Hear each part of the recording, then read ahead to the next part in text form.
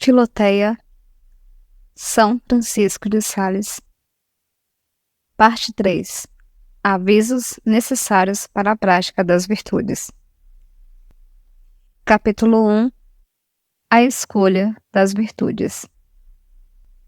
A rainha das abelhas nunca sai da colmeia, sem ser rodeada de todo o enxame de seu povinho. E a caridade nunca entra no coração senão como rainha, seguida de todas as outras virtudes, que a introduz, dispõe em ordem, segundo a sua dignidade, e fala-as agir, regulando-lhes as funções mais ou menos como um capitão, dirige e ordena os seus soldados. Mas não as faz agir todas ao mesmo tempo, nem do mesmo modo, nem a todo momento, nem em todos os lugares. O justo, diz Davi, será como uma árvore plantada junto às correntes das águas, que a seu tempo dará o seu fruto, porque a caridade, animando o coração, o leva à prática de muitas boas obras, que são os frutos das virtudes, mas cada uma a seu tempo e em seu lugar. Esforça-te por compreender exatamente o provérbio da Escritura. A música, sendo em si tão agradável, é importuna no pranto. A evidência nos faz ver este provérbio quanto é defeituoso e fora de tempo o procedimento de muitas pessoas que, entregando-se à prática de uma virtude particular, querem opinadamente praticá-la em todas as ocasiões. São semelhantes àqueles filósofos dos quais um queria rir e outro chorar continuamente, e são ainda mais desarrazoados que eles, porque se queixam de quem não faz o mesmo e o censuram. Muito errado compreendem o apóstolo São Paulo, que diz que nos devemos alegrar com os que se alegram e chorar com os que choram, e acrescenta que a caridade é paciente, benigna, liberal, prudente, condescendente. Há, no entanto, virtudes que se devem exercer por quase toda parte, e que, não se limitando aos próprios atos particulares, devem compenetrar de seu espírito todas as outras virtudes. Não se oferecem muitas vezes ocasiões de praticar a fortaleza, a magnanimidade, a paciência, mas a brandura, a temperança, a modéstia, a honestidade e a humildade são virtudes cujo espírito e caráter se devem manifestar em todas as nossas ações. As primeiras são mais excelentes e sublimes, mas as últimas são mais praticadas. Dá-se aqui o que vemos com o sal e o açúcar. Sendo este mais excelente, não é contudo usado tantas vezes e tão geralmente. Por isso, nunca nos deve faltar uma boa provisão destas últimas virtudes, tão gerais e comuns. Na prática das virtudes, convém preferir as que são mais conformes aos nossos deveres, as que são mais conformes ao nosso gosto.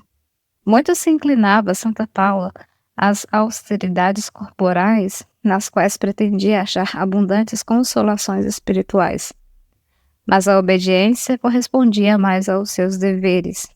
E São Jerônimo diz abertamente que, quanto a esse ponto, ela era repreensível, jejuando até ao excesso, contra a vontade de seu bispo.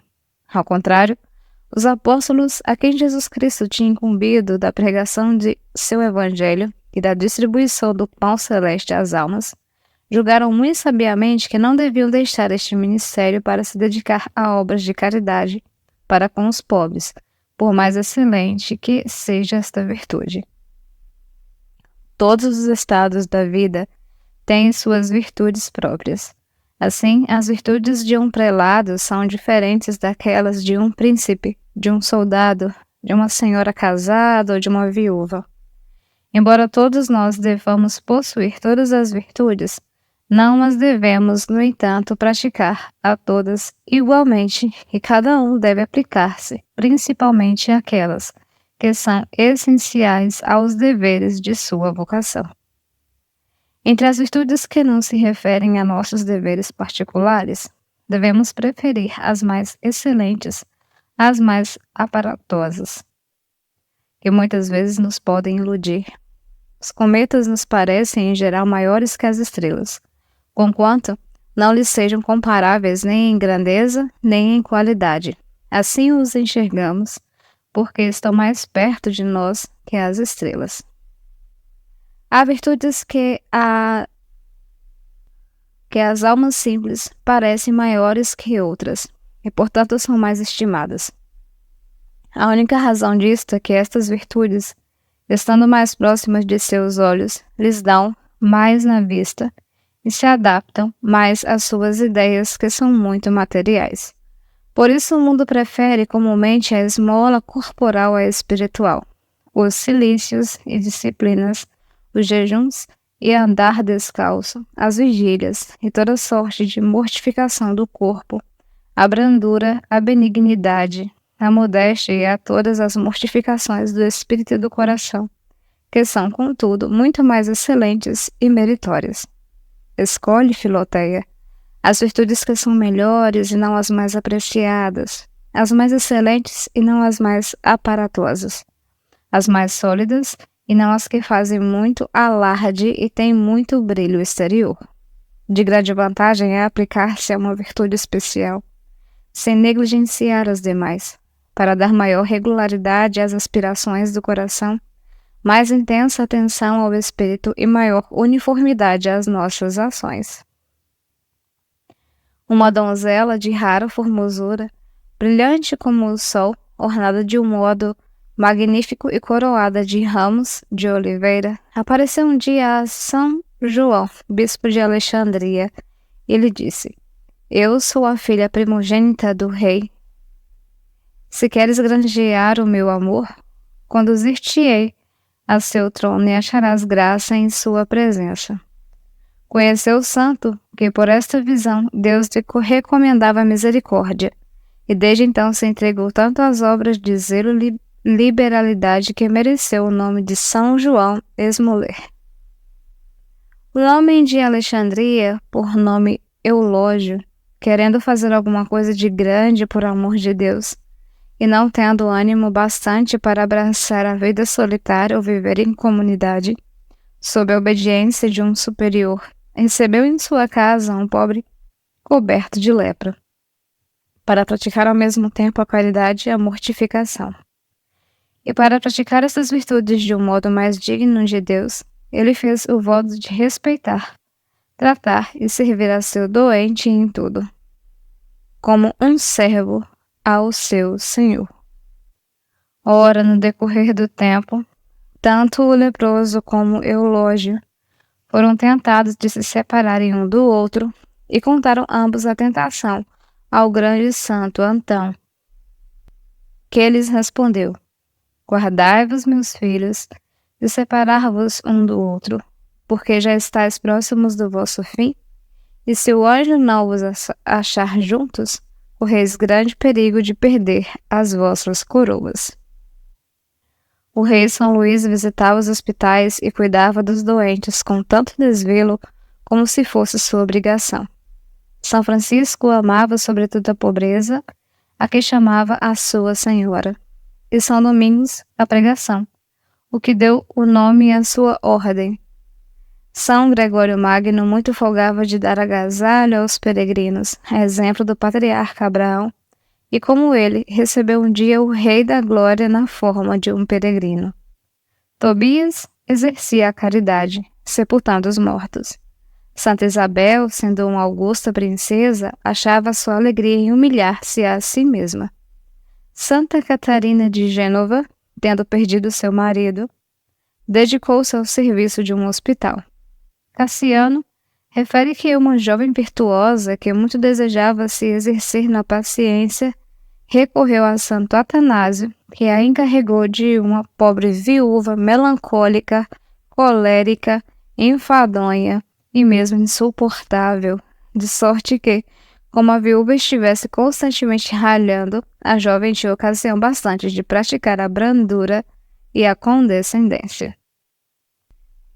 Assim, entre os servos de Deus, uns se dedicam a servir os doentes, outros a consolar os pobres, outros a ensinar a doutrina cristã às crianças, outros vão atrás das almas desgarradas e perdidas, outros empregam seu tempo a ornamentar os altares e as igrejas, e outros, por fim, levam a vida a restabelecer a paz e a concórdia entre os fiéis.